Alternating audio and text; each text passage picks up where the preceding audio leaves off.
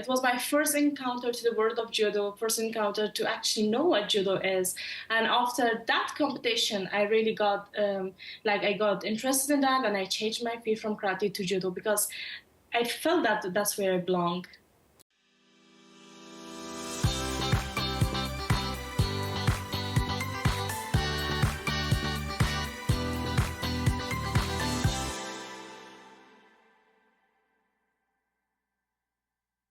All right. Hello, everyone. Welcome back to another wonderful episode of Let's Move Canada. We're your hosts, Dana and Luigi from the Canadian Health and Fitness Institute.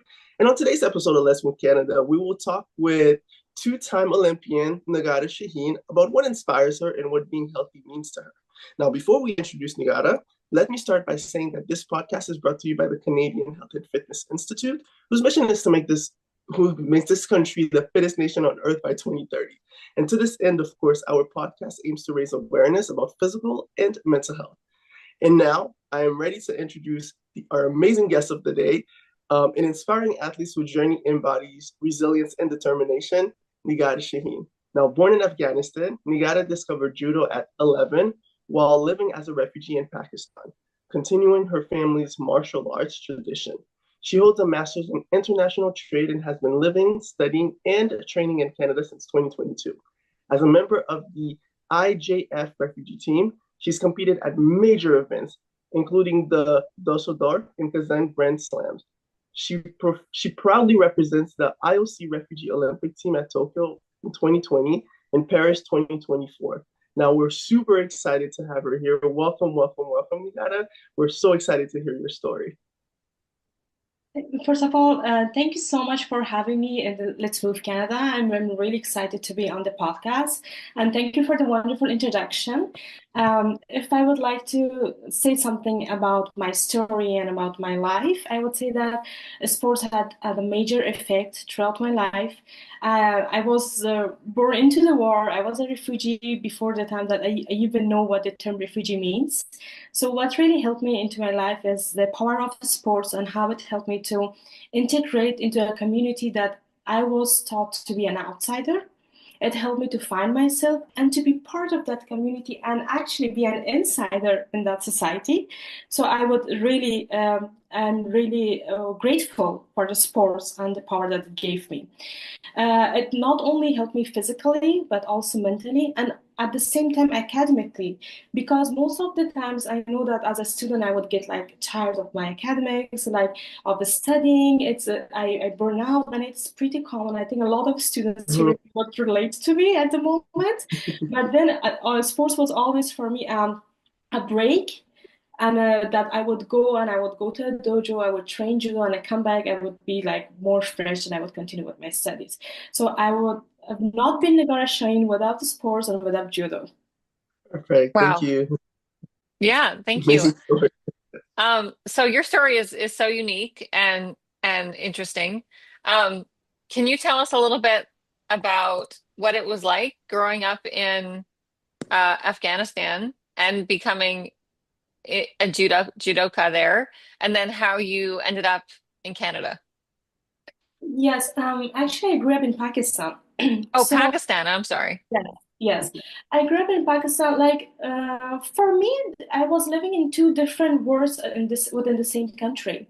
Outside, the world was pretty conservative. Like everyone in the society would as we have this expression that they clipped my wings to be really limited options in my life. Really, sports was not even the options that was provided by society.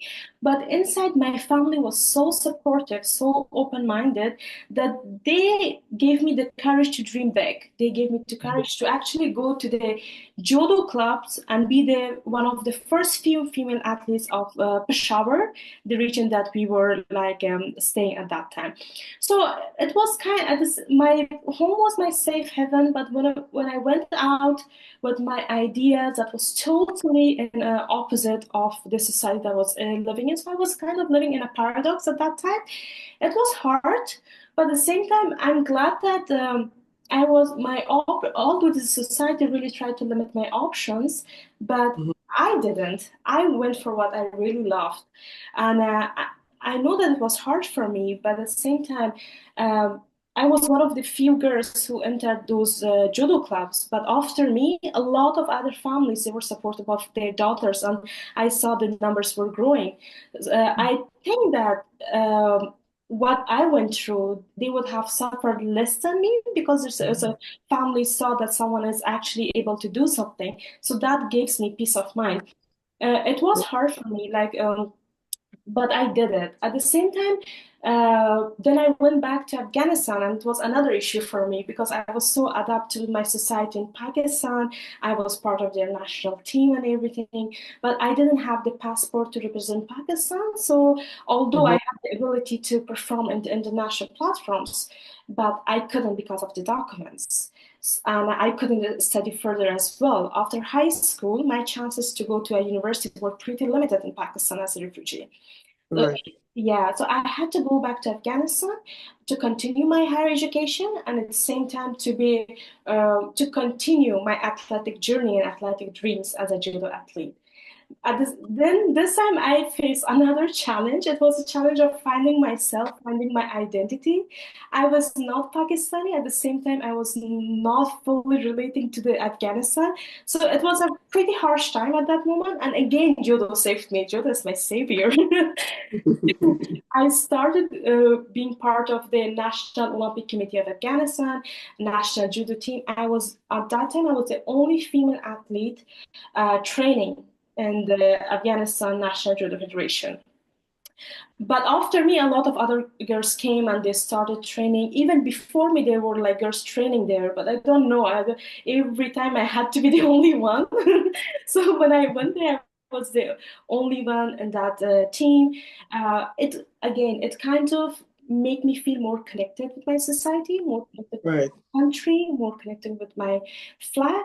And I was able to, once again, integrate my life and integrate myself into the society. And I was an Afghan fully at that time. Before I was a refugee, but then I was an Afghan. I was so proud of it. I represented my country in South Asian Games. I represented my country in Asian Games. That was a hard battle to go there. It was not only like physically, but also because I was a female athlete. So they would prefer to send male athletes. Like they think that they are better and they can represent against them better. So it was a continuous battle for me. Like I would always go there, show up, and I would always train with the boys, same level of intensity, so just to show that I can go there and I can represent Afghanistan. And I'm glad that I got successful to go to two international events in the 4 years of my time in Afghanistan to the Federation. So I'm glad that at least I represented my country twice. After that, my journey I graduated from my undergrad. I was US Embassy scholarship holder in American University of Afghanistan. Then for higher education and also for having better athletic career, I went to Russia to study for my master's. And also I was so hopeful that I will get a good judo training. Unfortunately, it was quite opposite of what I thought. So it was another a challenge for me. But this time, I would say that even the sports that used to be my safe haven, like every dojo that I have been through during that time, it was so welcoming when it came to me. The only dojo that was not so welcoming was the ones that I trained in Russia, unfortunately. Oh, wow.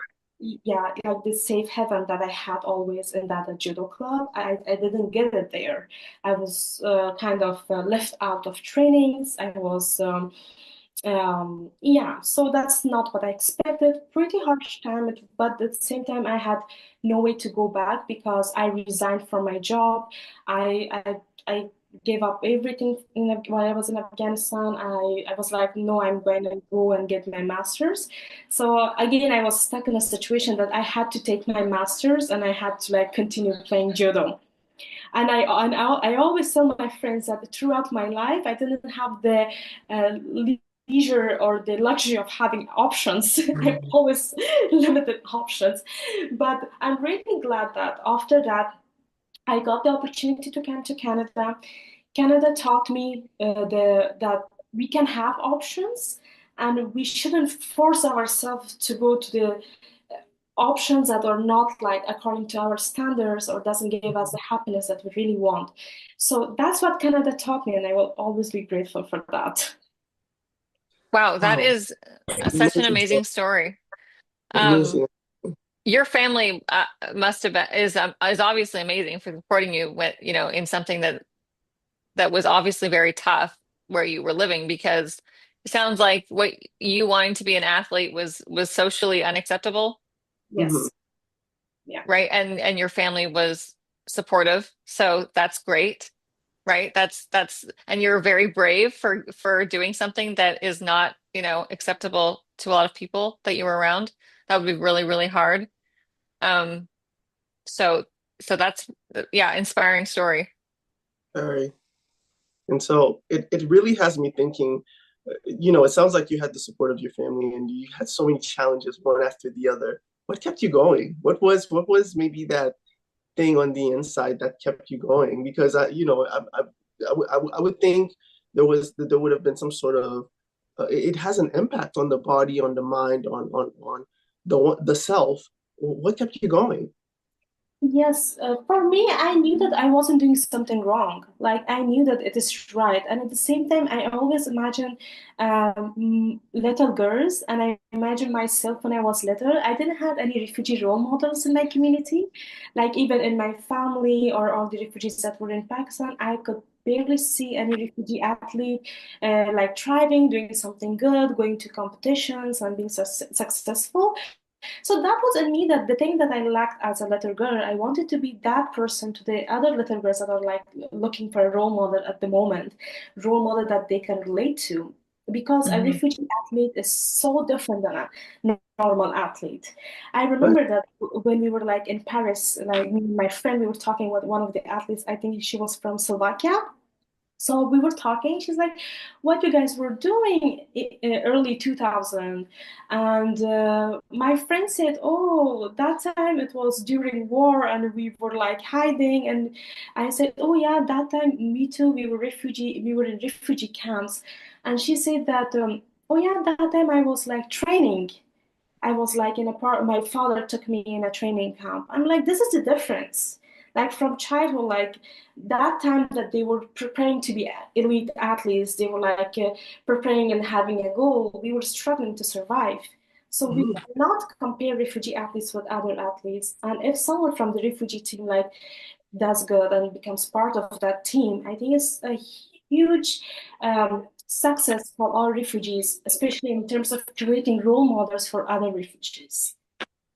So I'm really glad that I got the chance to do what I'm doing right now. Right, right. No, and it has certainly turned you into a role model for sure, in many ways than one, more ways than one for sure. So, in terms of your experience now, we've heard of the challenges, we've heard of what kept you going. Now, we're very curious to know what the highlights were, right? I mean, you've gone to a few different countries, you've come to Canada. What have been the highlights of your journey so far? Highlights of my journey, I would say the first time that I participated in a judo competition. I've always said during my interviews that I was, at the beginning, I was a karate athlete. I used to do karate. I didn't know what judo was. But when like the under 12 girls from our region went to like a competition, I was like, I didn't know what judo was. We went to that competition, and my coach told me that, oh, there's a game judo, but it's like wrestling because wrestling is so famous in Afghanistan and Pakistan. I knew what wrestling was. So I'm like, okay. And he's like, do you want to like go just wrestle? You don't have to do anything. I'm like, okay, yeah. That's when I got introduced to the world of judo and I won my Mhm. first competition. Basically, it will be my first training of judo as well. That's, I think, one of the highlights that I really cherish that I found this game and I found myself into that game. The other highlight will be the cultural shock that I got while I went to Russia to study my master's because although in Afghanistan, I know that people have this image of us that we don't know our rights, we don't know, we're not so well educated, like so well informed and aware about our societies. But even like with all this assumptions about us in Afghanistan, when I was studying, we were like a group of young feminists. We were like fighting for putting like a mother's last name into the child's last name. We were fighting for gender equality. We were trying to work with the family laws within the country. We were so aware of all the situation that I kind of expected that we, with so much limited resources that we have, we are so aware. So anywhere else we would go, I would face same kind of awareness. But unfortunately, my first class of masters, I went there and I saw that someone told me that I'm not feminist because feminist means hatred of men. I don't hate men. Mhm.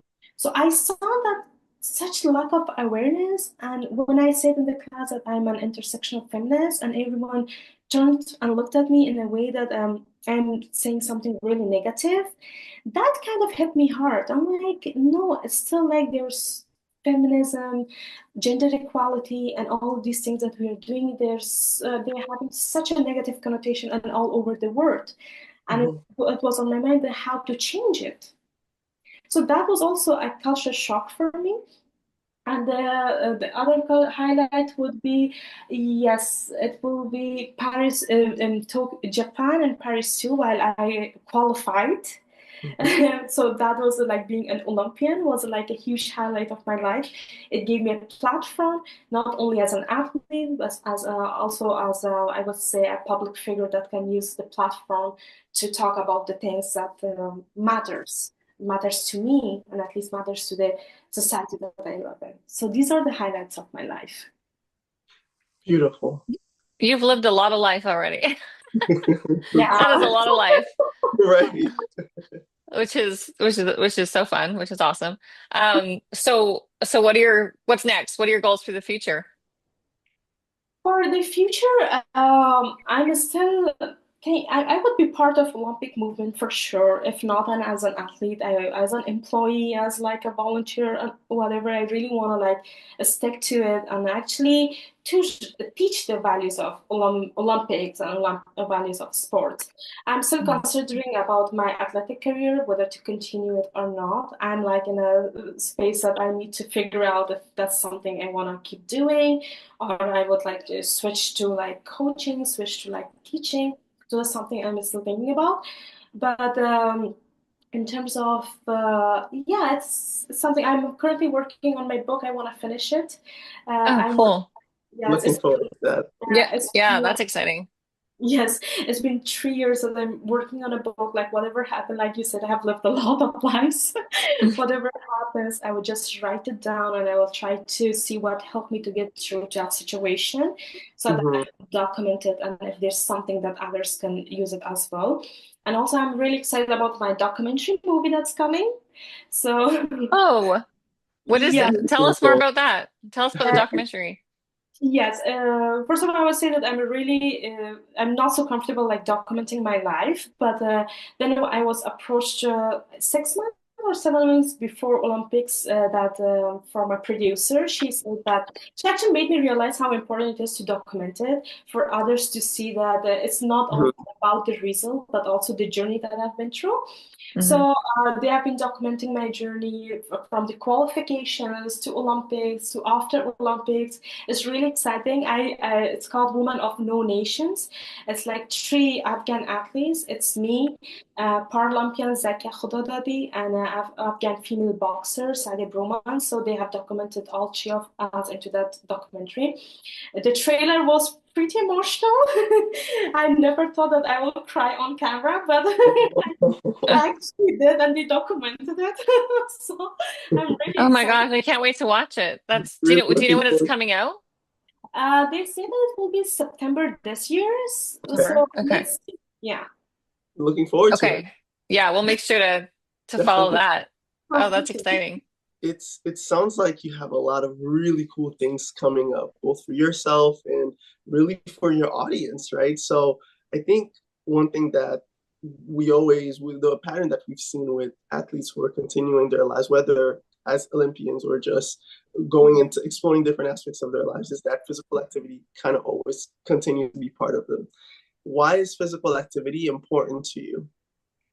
Physical activity, first, it's important because of my health. It's now that the life that we're living is pretty like we're not so much active everywhere we go. It's like this Uber, less of walking. So it's really important to be physically active. It also affects your mental health. It affects your confidence because if you are fit and you feel healthy, it will affect each and every area of your life for sure.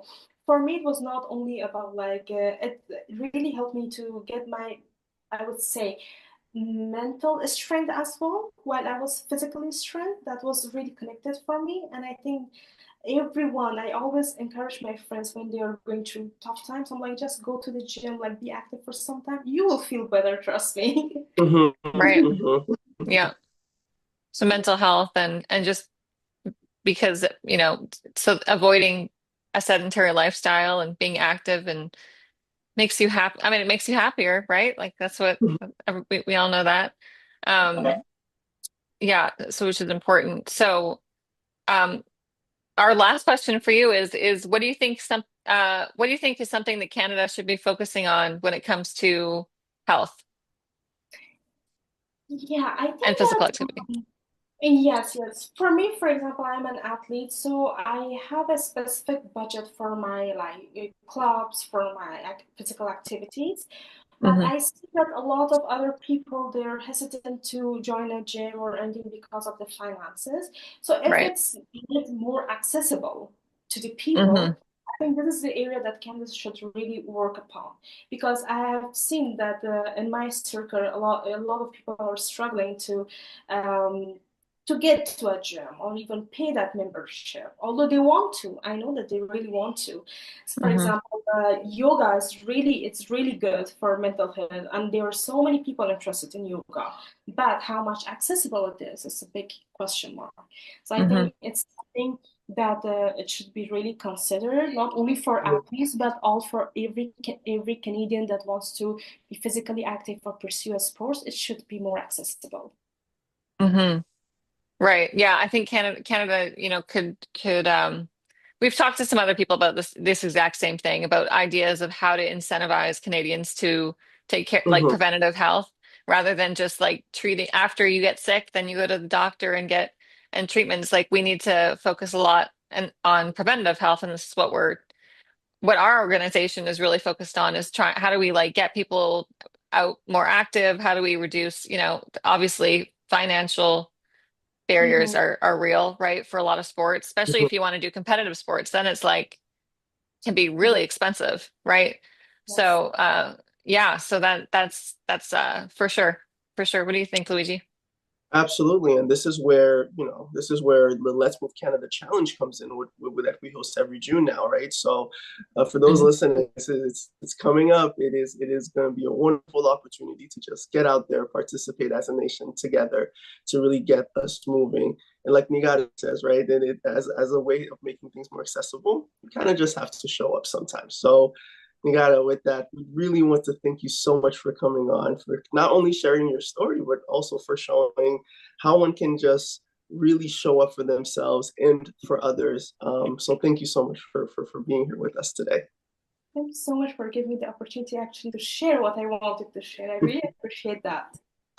Beautiful. No, and you're very welcome. And we want to thank everyone for tuning into this episode of Let's Move Canada. We're your hosts, Dana and Luigi. And if you want to learn more about Nigara, please follow her IG at NIG_JUDOKA.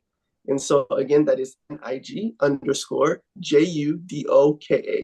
And in addition, make sure to follow our Instagram at Let's Move Canada for latest updates, and head over to our website at chfi.fit to learn more of our mission. And don't hesitate to DM us if you're interested in being part of our podcast, or if you want to recommend somebody to come on here. And so with that, I leave you and stay tuned for next episodes, and see you next time.